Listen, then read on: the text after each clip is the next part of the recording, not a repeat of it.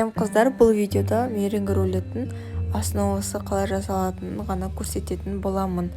6 жұмыртқамыздың ақуызын бөліп аламыз.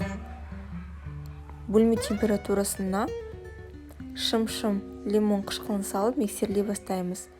Және де 300 грамм сахарның пудра дейді, соның аз-аздап салып, осылай жайлап миксерлей бастаймыз.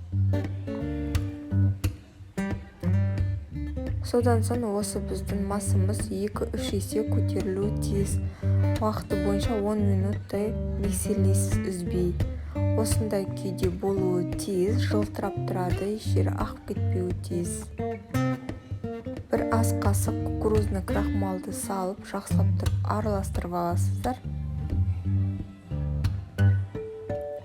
Содан соң қалағанша, мысалға да мен сияқты одноразовый мешокпен, я болмаса кондитерский мешокқа салып, пергаменттің үстіне ұзынша етіп жайып шығасыздар. Өзіңізге де тегістеуге оңай болады. 150-180 градуста 20-25 минут пісіріп аламыз, бірақ әркімнің пеші әрқалай. Тоқ пешке салған соң бастапқы 20 минуттың ішінде есігін ашып қайта қарауға болмайды.